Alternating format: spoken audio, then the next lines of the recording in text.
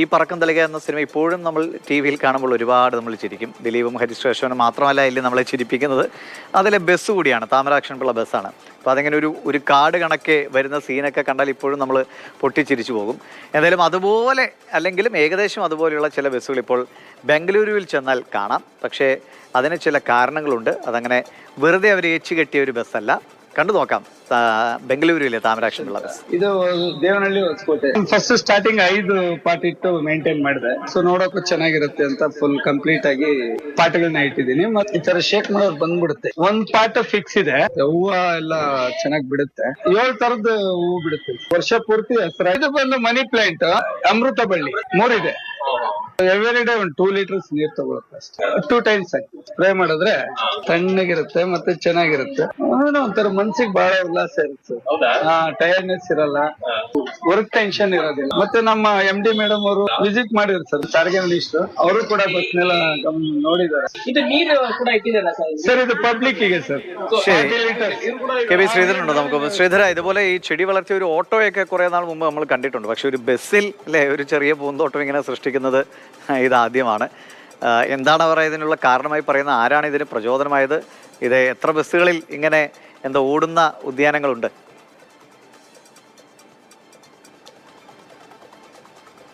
ദിവിഷ, നമുക്കിത് ആദ്യം കാണുമ്പോൾ ദിവിഷ പറഞ്ഞ പോലെ തന്നെ താമരാക്ഷൻപിള്ളയാണ് ഓർമ്മ വരിക. അത് നമ്മൾ കണ്ടാദ്യം ഒന്ന് ചിരിക്കും, പക്ഷെ ഇത് വെറുതെ ചിരിച്ചു തള്ളേണ്ട ഒരു കാഴ്ചയല്ല. ഇത് കൈയടിക്കേണ്ട ഒരു കാര്യം തന്നെയാണ് ഈ BMTC അധികൃതർ അല്ലെങ്കിൽ BMTCയിലെ ജീവനക്കാരൊക്കെ ചെയ്തിരിക്കുന്നത്. അതായത് ഈ വനവൽക്കരണം അല്ലെങ്കിൽ പരമാവധി പച്ചപ്പ് നഗരത്തിലേക്ക് തിരിച്ചു കൊണ്ടുവരിക എന്നുള്ള വലിയ സന്ദേശം ഉൾക്കൊണ്ടുകൊണ്ടാണ് ഈ പദ്ധതി ആരംഭിക്കുന്നത്. ഇത് ഒരിക്കലും ഒരു BMTC അങ്ങനെ ഒരു ഓർഡർ ഇറക്കി തുടങ്ങിയ പദ്ധതിയൊന്നുമല്ല.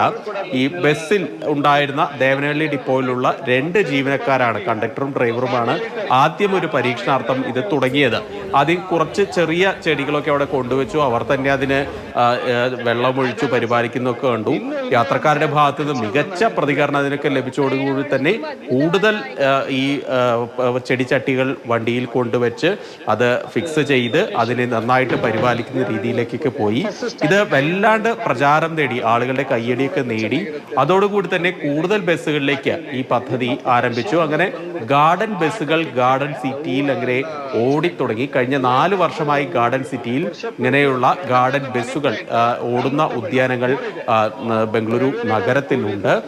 ഏതായാലും ഇത് കാണുന്ന യാത്രക്കാർ അവർക്ക് ഒരു ചെടിയെങ്കിൽ ഒരു തൈയെങ്കിലും നടാൻ തോന്നിയാൽ അത് വലിയ കാര്യം എന്നുള്ളതാണ് ഈ ബസ് ജീവനക്കാർ ഈ ഒരു നല്ല പ്രവൃത്തിയിലൂടെ ഉദ്ദേശിക്കുന്നത്. ചില മറിച്ചുള്ള കമന്റുകളൊക്കെ വരുന്നുണ്ട്.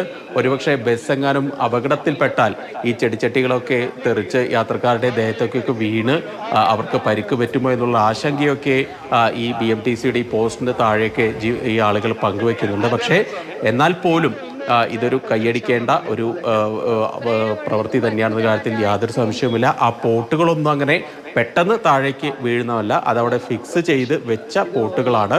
ആദ്യ കാഴ്ചയിൽ നമുക്കിതൊരു കൃത്രിമമായിട്ട് പ്ലാസ്റ്റിക് പൂക്കളൊക്കെ ആണോ എന്ന് സംശയം തോന്നും. ആദ്യം ആളുകളൊന്ന് ജസ്റ്റ് ഒന്ന് തൊട്ടു നോക്കുന്ന ദൃശ്യങ്ങളൊക്കെ പലപ്പോഴും കാണാറുണ്ട്. പിന്നീട് യാത്രക്കാർ, സ്ഥിരം യാത്ര ചെയ്യുന്ന ആളുകൾ പിന്നീട് ഈ വരുന്ന യാത്രക്കാർ തന്നെ അതിനെ വെള്ളമൊഴിച്ച് അതിനെ പരിപാലിക്കുന്ന രീതിയിലേക്കൊക്കെ പോയി. ഏതായാലും നമുക്ക് പലയിടത്തും മാതൃകയാക്കാവുന്ന ഒരു പ്രവൃത്തി തന്നെയാണ്.